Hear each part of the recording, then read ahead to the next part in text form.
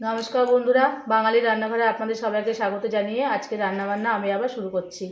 তো আজকে আমি 3টে আইটেম করব। একটা করব সজনে ডাঁটা আলু দিয়ে বাটা মাছের পাতলা ঝোল, আর করব ঢেলা মাছ শুধু মশলা দিয়ে সর্ষে কাঁচা লঙ্কা বাটা দিয়ে। তো পুরো ভিডিওটা আপনারা আমার ঝোল রান্নার জন্য আমি আলু আর সজনে ডাঁটাটা কেটে নিচ্ছি।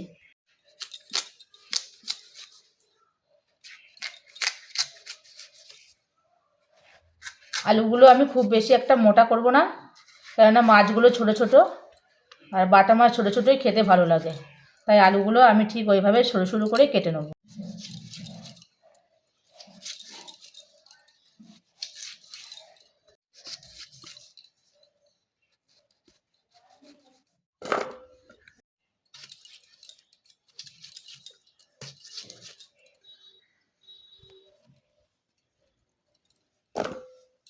এবার কেটে নিচ্ছি সজনে ডাঁটা।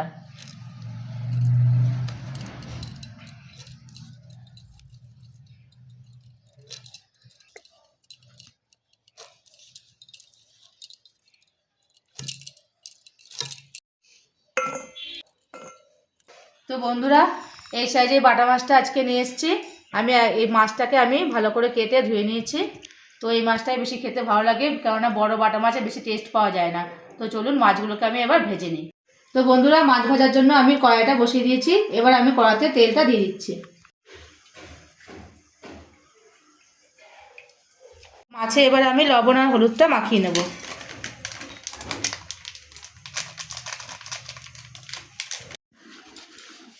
তো মাছের মধ্যে আমি ভালো করে লবণ আর হলুদটা মাখিয়ে নিয়েছি। এবার আমি মাছগুলোকে একে একে ভেজে নেব।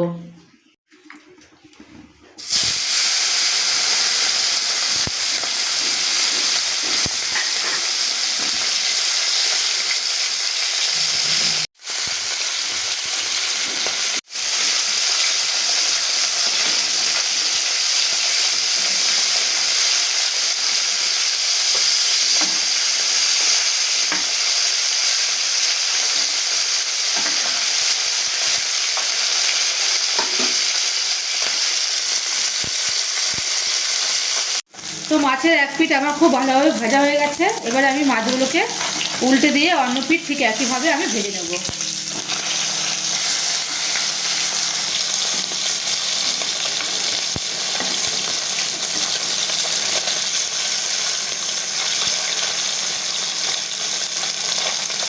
মাছটা আমার ভাজা হয়ে গেছে। এবার আমি মাছগুলোকে তুলে নিচ্ছি।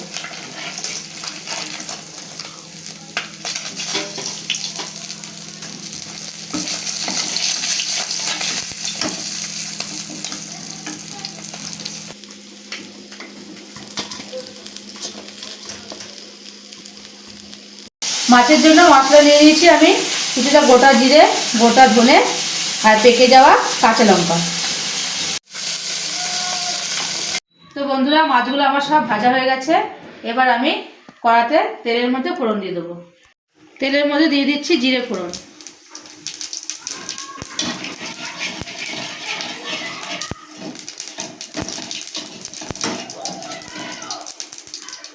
এবার দিয়ে দিচ্ছি কেটে রাখা সজনে ডাঁটা আর আলু।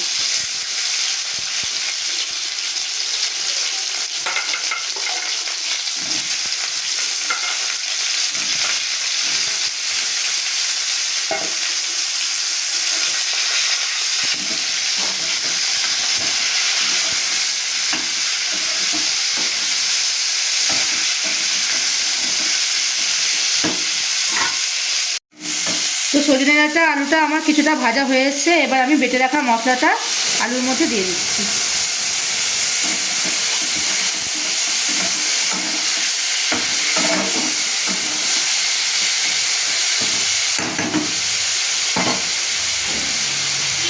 দিয়ে দিচ্ছি স্বাদ মতো লবণ, হলুদ গুঁড়ো।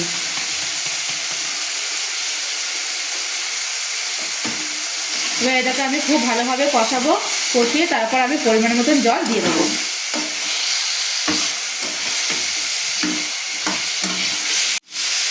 দেখুন বন্ধুরা, আলু আর ডাঁটা আমার খুব ভালোভাবে কষানো হয়ে গেছে। এবার আমি পরিমাণ মতন জলটা একটু দিয়ে দেবো। আর তরকারি কালারটাও খুব সুন্দর এসছে।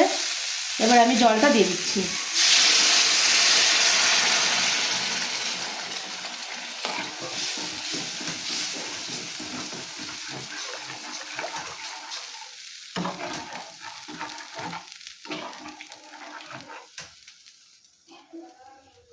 ভালো গন্ধ বেরিয়েছে কিন্তু বেশ। ঝোলটা খুব ভালোভাবে ফুটে উঠুক, তারপর আমি ভেজে রাখা মাছগুলো দিয়ে দেবো।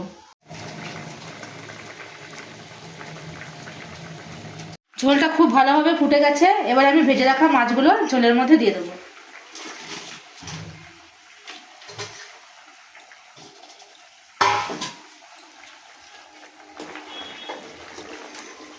ছোট ছোট বাটা মাছের ঝোল আর গরম গরম ভাত খুব সুন্দর খেতে লাগে।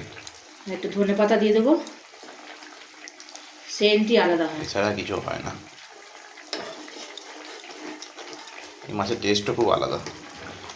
বড় বাটা মাছে একটু ভালো লাগে না, টেস্ট মেস্ট পাওয়া যায় না। এই বাটা মাছগুলো কাটতে একটু কষ্ট হয় ঠিকই, কিন্তু খেতে খুব ভালো লাগে।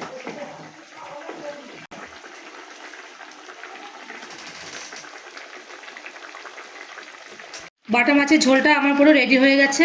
এবার আমি ওপর থেকে ধনেপাতা কুচি দিয়ে ঝোলটাকে নামিয়ে নেব।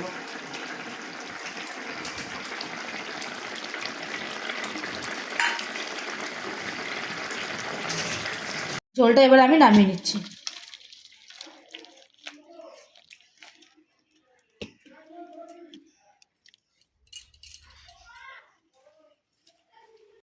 তো বন্ধুরা, বাটা মাছের ঝোলটা আমার হয়ে গেছে। এবার আমি ঢেলা মাছের ঝালটা করে নেব, শুধু মশলা দিয়েই করব। তো তার জন্য আমি মাছটা ধুয়ে নিয়েছি। এবার লবণ আর হলুদ আমি মাখিয়ে নেব। দিয়ে দিচ্ছি লবণ, দিচ্ছি হলুদ গুঁড়ো। মাছটাকে আমি খুব ভালোভাবে মাখিয়ে নিই।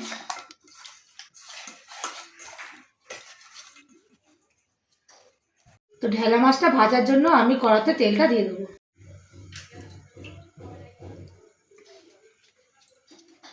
তেলটা গরম হয়ে গেছে, আমি মাছগুলো দিয়ে দিচ্ছি।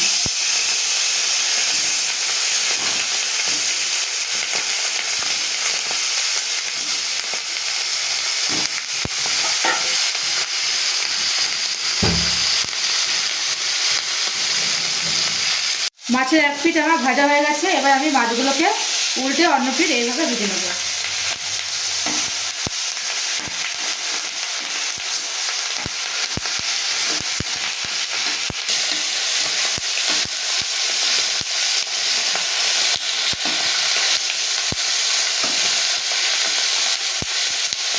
আমার ভাজা হয়ে গেছে, এবার আমি এটাকে তুলে নিচ্ছি।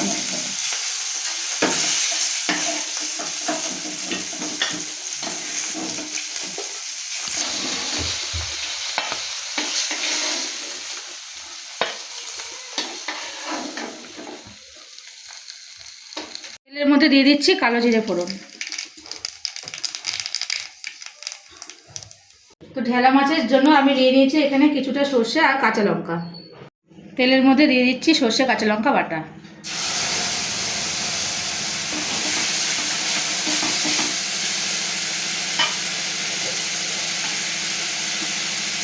দিয়ে দিচ্ছি স্বাদ মতো লবণ, হলুদ গুঁড়ো।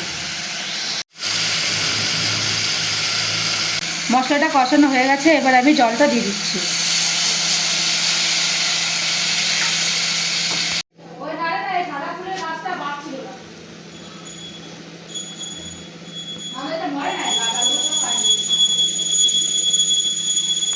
তো ঝোলটা আমার ফুটে গেছে, এবার আমি ভেজে রাখা মাছগুলো দিয়ে দিচ্ছি।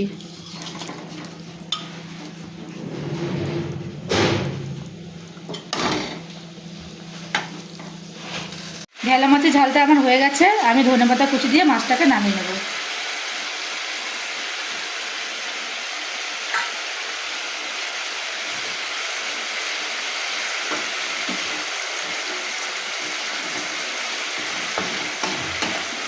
মাছটাকে নামিয়ে নিচ্ছি।